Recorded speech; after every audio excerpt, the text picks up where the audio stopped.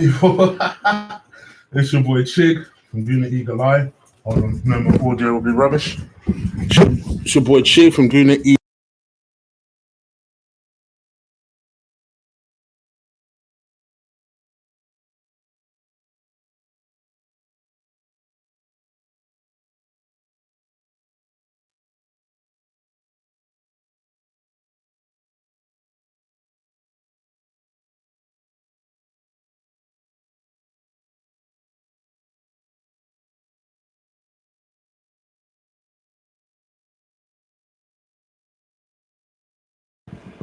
Let's try that again. What up, people? It's your boy Chig. Thank you, Evan. It's your boy Chig from Guna Eagle Eye coming to you again with a brand new video. This time it is late night with Chig, where I talk to you about all types of rumors surrounding the Arsenal. Now, apologies, went clearly live before I was ready, hence why I'm fumbling and bumbling like an idiot. Right, so let's talk about stories. Well, this week, normally when it's international break, it's usually difficult trying to find a story here or there. But I tell you what, this week I ain't had to look hard. Seems like every single day at the moment, something is happening. I could have picked between 2 or 3 stories today. I will talk about Hector Bellerin, but I decided not to go with that as a lead. I decided to go with this story as a lead, and that is Santi Cazorla, as Kenny Ken would say, or Santi Cazorla to me and you. One of the greatest technical players Arsenal has ever seen. I think we can all admit that. I don't care who you are. I'm yet to see a non-Santi fan. I am yet to see somebody that says, nah, Santi was overrated still. One of the best technical footballers that has graced the Premier League. And I think someone that I think pretty much most, if not all, Arsenal fans could say, we miss Santi. I miss him every day. Do you think Pepe would be struggling if Santi was in the squad? Shit. Will go down as an Arsenal legend, rightly so. The man with the most infectious smile I've ever seen on a footballer. Honestly, one of the most beautiful smiles. By all intents and purposes, got on with everybody. Was an absolute genius of a footballer. I'm not talking about no Mesut Ozil shit. I'm talking about an actual genius on the ball. And someone that I believe all of us have a lot of respect for. Well, you know, Santi has that good relationship with Arsenal fans. And obviously, I think it's one of those players that Arsenal fans need to keep in touch for. I'm not a huge fan of watching former players. I must admit, when they leave the club, I'm usually one of these guys that will just be like, all right, they're dead to me. That's my attitude. I've not watched Aaron Ramsey. I've not watched Jack Wilshere. I've not watched Juru. You know, this type of stuff. I'll accept it, though. I have a soft spot for Santi Cazorla, and I've watched him. I ain't going to lie to you. I have watched him. And to me, you know, whenever he's doing something, whenever he's playing, and obviously he's playing very well at the moment for Villarreal, but I think obviously age is starting to catch up, and I don't think he's playing as many games as he used to. So obviously he's starting to think about life past football. He's 34 years old, which is same age as me now. And he's obviously trying to think about what he'd like to do past football. And I think clearly somebody must have asked him about Arsenal. And I don't want to misquote my man, so I will quote him. So he came out with this. Hold on, bear with me. That's what you've got to do when you've got a YouTube channel. You don't want to misquote nothing. He goes, the main takeaway from this headline is, I miss everything about Arsenal, and I never got to say a goodbye. He goes, so this was this is what he said. He said, football goes so fast, you never have time to stop and think. I had to work so hard to get back to this level, and it's hard to choose from those highlights. But when I play away from home, And so yeah, talking about the stadium. Okay, but hold on, quoting the wrong damn thing here. Hold on one sec. It's easier to believe. It's okay, yeah, it's gone now. And oh no, talk about his injury. After leaving Arsenal. Damn it! Come on, give me the damn quote. It's no secret that the hardest chapter came in those finals years at Arsenal. The seemingly innocuous injury against Ludogorets, 630 days of rehabilitation which followed. 636 days. My gosh. And even now, Cazorla admits he's still burdened by the desire of closure. So this is the main takeaway from the quote. He goes, when you're at a big club like Arsenal, sometimes you don't realize what it means to be there until you're gone. I never got to say a proper goodbye. It was the biggest team I played for in my career. I miss everything about Arsenal. I know what my legacy is there, and you would have to ask I don't know what my legacy is there.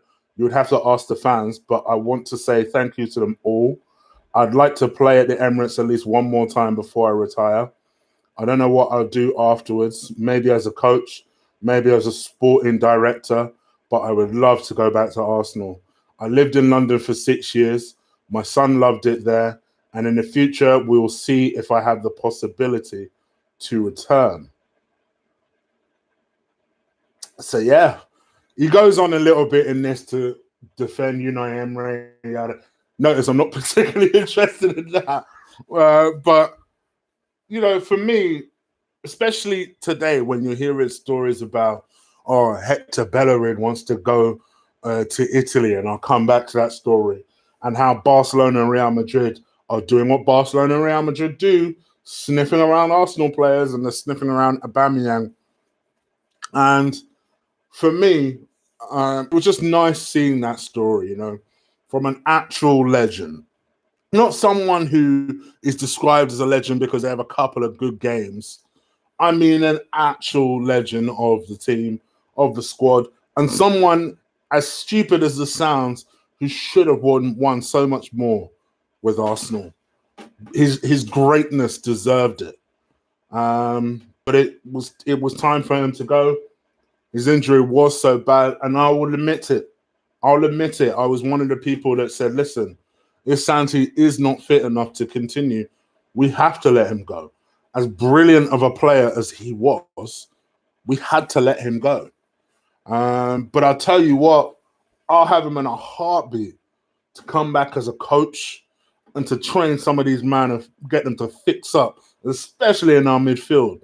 I would be about that life. I think for someone like a Guendouzi, I think he would be excellent for someone like him. Because listen, whether you rate Guendouzi or not, this is clearly, and I've said this before and I'll say this again, this is clearly a long-term investment for the club. You know, they're not going to get rid of Guendouzi overnight. They see Guendouzi as someone who is part of the future, and maybe they hope will be sold for a lot of money in 3 to 4 years' time. If that's the case, we need him to get better, particularly with, I think short-range passing, he's okay. He just lacks his concentration for me. It's more, his long-range passing is his strength, as his drawing fouls onto him. I just like to see him be a bit quicker, a bit snappier with his decision-making. And someone like Santi could easily teach him something like that. So I think for me, I'd love to get someone like Santi in as a coach, bring him in and teach some of these midfielders, your Joe Willocks, your Guendouzis, your people who are going to stay there and have a long-term future of the club. I'd love to see them really stay there and teach some of these players a thing or two. So, yeah, for me, Santi Cazorla, absolute legend of the club, and I would welcome him back with open arms. For 51 people watching at the moment, thank you so much. I know it's a bit late, Please do crush the like button on this video. It helps the video get noticed. And me asking annoys that one person that was bitching a couple of days ago. so alone, that's worth it. So please do stick a like on that video.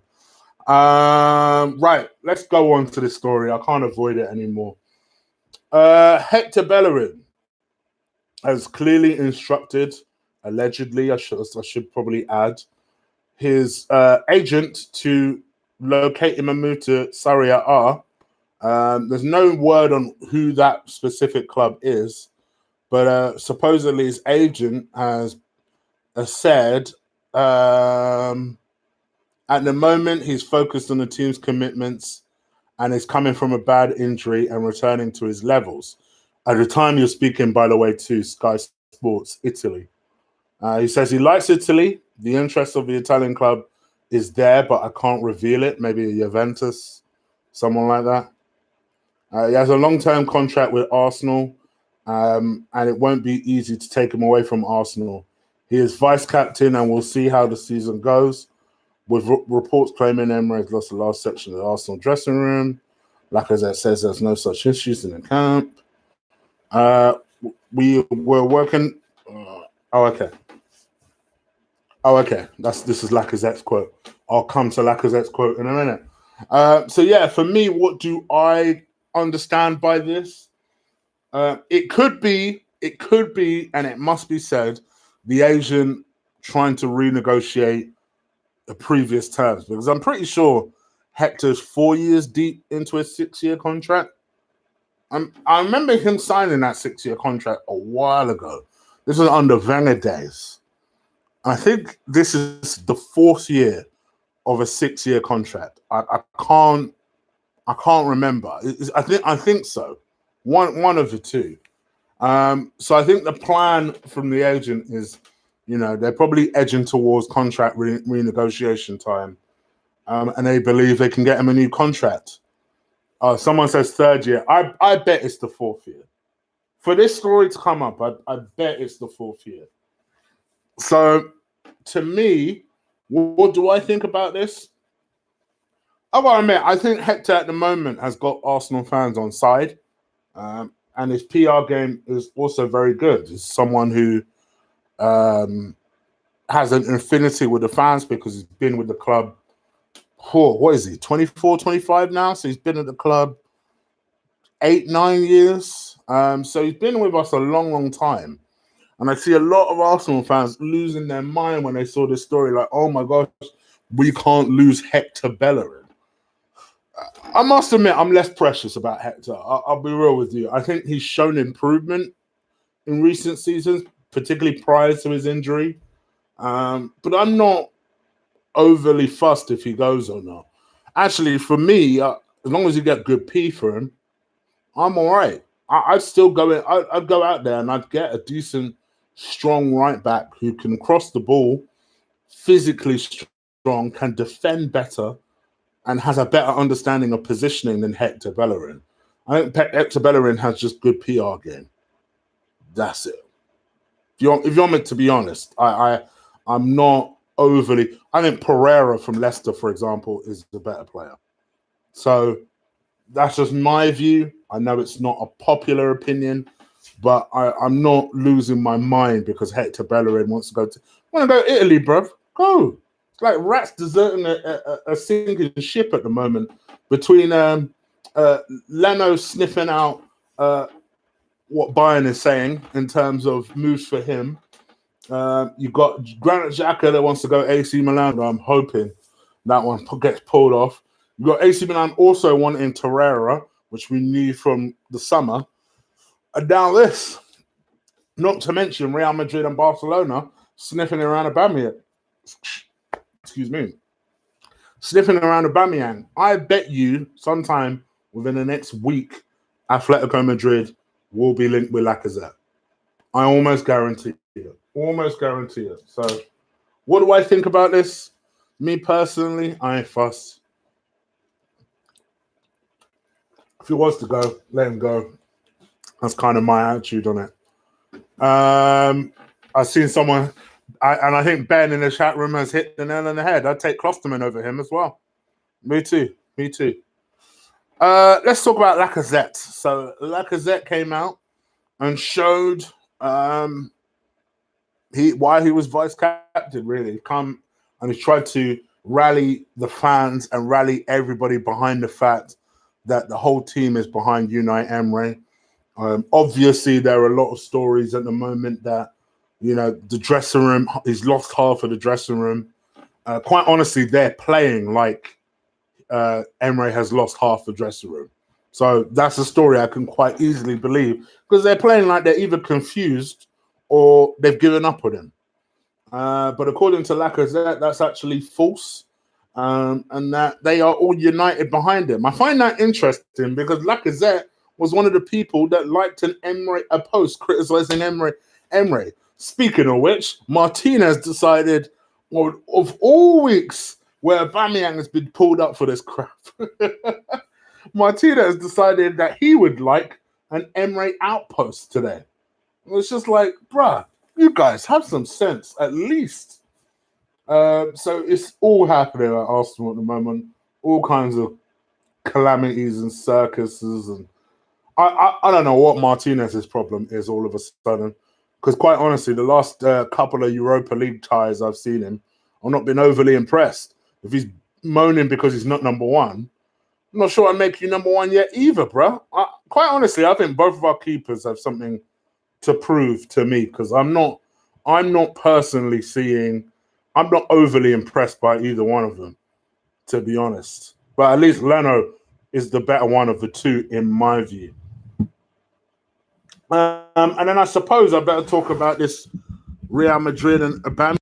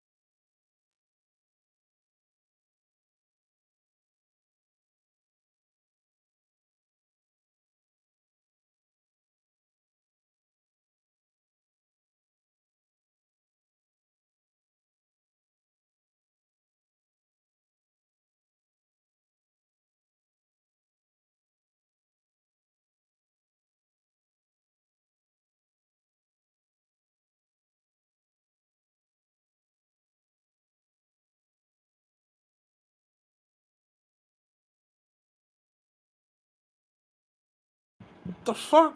How was the sound off? Sorry, guys. Sorry. I don't even understand how that's happened. I don't even understand how that happened. Okay. Great. So which part did you guys hear and what part did you not hear in my disaster of a show? Right. So yeah, Real Madrid, Pierre-Emerick. So we did the whole thing. You missed it all. Start again, mate. I started again. The last 3 minutes. Okay. So Pierre-Emerick Aubameyang. So apparently he's being linked with a move to Real Madrid. Basically, Perez is very keen on bringing him in, as he is every single year. He needs a big signing coming in. They believe they can get their Aubameyang deal done. He's being valued for £70 million. You guys know, I've said this before, if we were to get £70 million for a 31-year-old Aubameyang, have him. That has always been my attitude. I think he's an excellent player.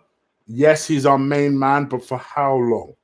And I think if you're going to get him, if someone was to pay 31 million for him, take him.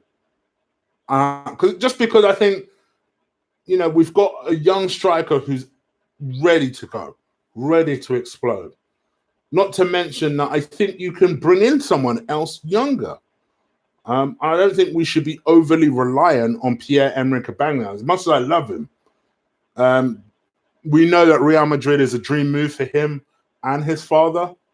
So if he really wanted to go, and the understanding is the only reason he'd leave Arsenal is for Real Madrid, I say let him go.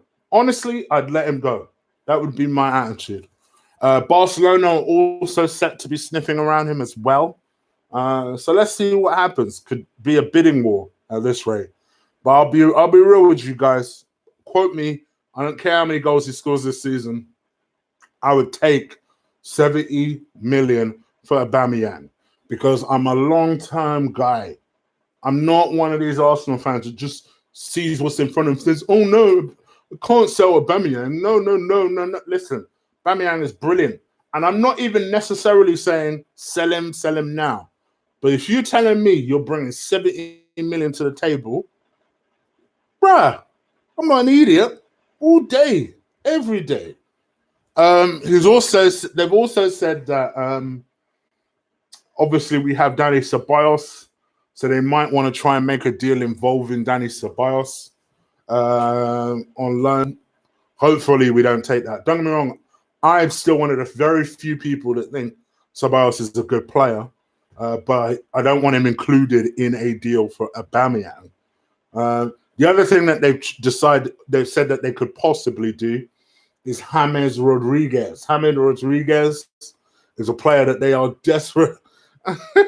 They are desperate to get mine off the books, and they want to include him as part of the deal. No, bruh. I ain't gonna lie. He's had a Real Madrid career off the back of one banger of a goal that he scored 2 World Cups ago. Let's be real here. So no, not for me. I just, I'm looking at that long term. I think to myself, you know what? If he really wanted to go, we know it's a dream move for him and his father. If he really wanted to go, 70 million, I'd take it. And I know people will look at this and say, in the past couple of days, Chig, you said you would sell Bellerin if you wanted to go. You would sell Torreira if you wanted to go. You would sell Aubameyang if you wanted to go. Yeah, I would. I would. All of them. Every single one of them. Because I don't think any of them are indispensable. On their day, they're very good. Hector, less so, in my opinion. Torreira, I think, is a good player. That's it. He's a 7 out of 10 player. I don't care what anyone says. Are there better DMs out there? Yes, I believe so. We're being linked with 2 at the moment. And that isn't even including Ndidi. And as for Aubameyang, wonderful player. And doesn't get a lot of the credit he deserves because, I think he's a wonderful goal scorer. But if we are analysing his entire work, if he doesn't score a goal, what does he tend to do? Now, the other argument and flip side to that is, well, he's a striker. All he should be thinking about is scoring goals. Cool. So you're telling me he's a dud when he's not scoring goals. That's my concern with Aubameyang. In addition to the fact that at the end of this season, he turns 31. So you have to look at this and just think to yourself, all right, forget what's happening now. long term, 70 million for Aubameyang isn't the worst offer. So that's just my view on that. But Jeremiah, I think that's more due to the fact of our defense than Leno being talented. I never said Leno was a bad shot stopper. I think he's a good shot stopper. Actually, I think he's a better shot stopper than Martinez. I think Martinez has everything else that Leno doesn't have. Anyway, I'm going to answer some of your questions. It's 11 o'clock. I want to dive in the shower and be in bed by midnight. So let's see what kind of questions you guys have for me. Do stick a like on this video. Hit that subscribe button if you haven't already. Sorry about the disaster of the show in terms of the sound going in and out. And it's all self-inflicted as well. So apologies for that. Not sure what happened the second time. Knew what happened the first time. So, yes, let me see what you guys are saying. 10 minutes. I'm going to be real strict on myself. So it's 11:03 now. 11:13, I'm out of here. All right? All right. Chig, swap deal for a defender. You want me to make one up now on the spot? Mustafi and Louise for Sionku. Don't think Leicester would be that dumb, but that would be the one I try and offer. I will say this: supposedly Arsenal scouted Sionku again today. They went to go and see whatever match that Turkey were playing today, which Sionku was playing, and it just makes you think, oh gosh, you guys are idiots. So you're going to pick this guy up a year ago for 17 million. Now you're probably going to have to pay at least double of that just to get Leicester to think about it. Damn shame, isn't it? Chig, would you bring in Mandzukic? No. Next. I'd sell all of our centre-backs, including the overrated Rob Holding. I'd sell all our centre-backs other than Holding and Chambers. I think they're decent enough. I think they could do a decent job. Our problems are so much more than just centre-backs. And I do think our current system makes Rob Holding in particular look really bad. We need Decore from Watford going down. Surely we could get him. Possibly.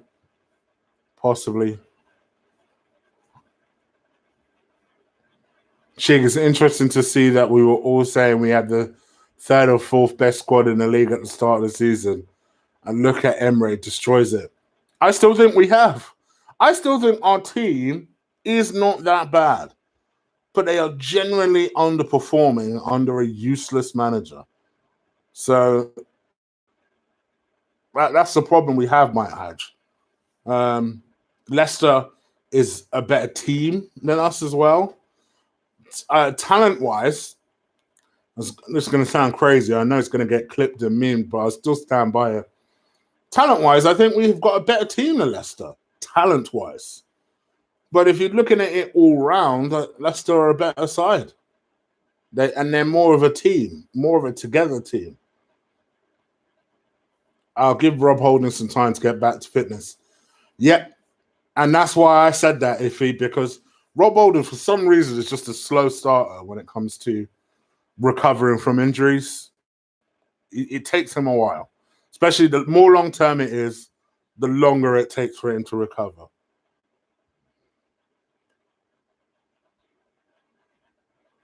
Chig, what do you make of the Mexican centre-back that City were linked to? And do you see Sky Sports story about the Korean Van Dijk? No to both. I have no idea what you mean, Edward. No idea. These are systematic problems and coaching from Chelsea. Guna, who would you bring in as manager, bro? For me, it would be Freddie on an interim and then reevaluate. And I give Freddie some real hard targets, i.e. top 4 and a trophy. Because I think if he did that, he would deserve the job. And if he didn't do that, then we can assess our options, which I actually think will be better come the end of the season rather than right now. And then we can go from there. Then that way, if you bring in a new manager, you give that manager a whole preseason to work with. Having said all that, the Euros are on next year, so that might not be that possible. I love by the time he recovers, he'll be hurt again. Apologies, Chig. It is probably common knowledge as both players are young. It's probably not common knowledge as both players are young.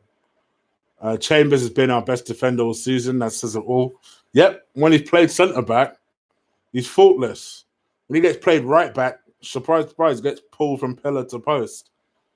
Chig, Arteta is better than Freddie, in my opinion. Why? What tells you that? What tells you that? Can't make just sweeping statements.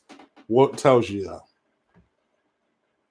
that? Freddie would be better than Emery. I'll tell you why I'm so high on Freddie. One very simple reason, and this is why I'm asking Emmanuel why he thinks Arteta would be better than Freddie. Freddie, currently, at the moment, gets a better reaction out of those players than Emery does. So that's why I'm like, well, what makes you think Arteta's going to get any better of a reaction? Emery's a fraud. Stone Cold or The Rock? I'm a Rock guy always. Chig, yes, we have a good team. It's frustrating how someone have Tierney and Saka and Pepe and Bellerin and manage to fail is so bad. If the new manager loses his game, goes all out, Emery is homesick, play Chambers with Lucas in the midfield. 4 more minutes, guys, by the way, I'm out of here. 4 more minutes. Do you think O'Leary is a good idea for the board? So, yeah, that was another story I wanted to avoid. But for those of you living under a rock, David O'Leary was being linked with, David O'Leary was being linked with a move to the Arsenal board. And basically it was Sir Kip's Cheswick's idea to have O'Leary as a special advisor. And Raul said, fuck that, I'm vetoing it if this becomes an idea. Me and Lee had a big debate on this on our group chat because he went mad when he heard the story. For me, I think it's disappointing that David O'Leary wasn't, because quite honestly, the more Arsenal people you can get in that back room, the better. The reason why we had a debate about it, though, is because I can understand the business move. I can understand the business sense of it, in the sense that if you are someone like Emery, if you are Raul, you don't want anyone else in the board's ear other than you. Raul runs that place outside of that board. The last thing he needs is someone who has nothing to do with him, doesn't work under his team, doesn't work with his team, doesn't do anything. Every time he suggests an idea, you have this person going, and then your idea is vetoed thanks to some other geezer coming on board. The only way I can describe it to anyone is like a Congress situation where Donald Trump can't do shit without running it by Congress. Although not that he really cares these days because he just does it anyway. But it's that kind of situation I'm talking about, Or even the government now. There's a reason why Boris wants to run an election right now. There's a reason to get more of his people in the cabinet. That's the reason. Do you think ideally Boris wants an election before Christmas? Of course not. But he needs to in order so that he can get more of his people in there. So when they start sorting out this Brexit shit, I had to laugh at that. But when they finally get their asses in gear and start trying to sort out Brexit, there ain't no bullshit. And that for me was what I was trying to get across to. That was what I was trying to get across to Lee when we were having this debate. Was like, to me, I don't like it. I think Raul's wrong, but I get the strategic play. Of course I do. Chig, what do you think of Raul? I've said it before and I'll say it again. I think he's Spanish Del Boy. I don't necessarily think he's that trustworthy. I've had that argument, funny enough, with Lee. That's the irony of this conversation. That's what I did say to him today. See, I did tell you not to trust him, but no, he has a trustworthy face, was your bar. To me, I don't know. I'm still assessing from far with Raul. I'm still assessing from far. For everything I think he did right in the summer, him not pulling a trigger on Emery, and then this just makes you think, I'm waiting for the third. Because bad things usually happen in threes. So I'm waiting for the third thing. Would I take Eddie Howe? I'd be very tempted. Very tempted. Yes, my time is up. It is 11:13. So I am out of here. Chig knows Raul. You're down, Skippy Edward. Thank you so much for everyone that watching. 87 people watching. Please do stick a like on that video. I know I bang on about it. It does help the show get noticed. It helps the channel grow. So please do make sure you share it around. You stick a like on the video. You hit the subscribe button if you haven't already. I'll be back again tomorrow, no doubt, to talk about the Arsenal soap drama. So yeah, I'm out of here, people. Take care. Enjoy your Thursday. Enjoy your Friday. Peace.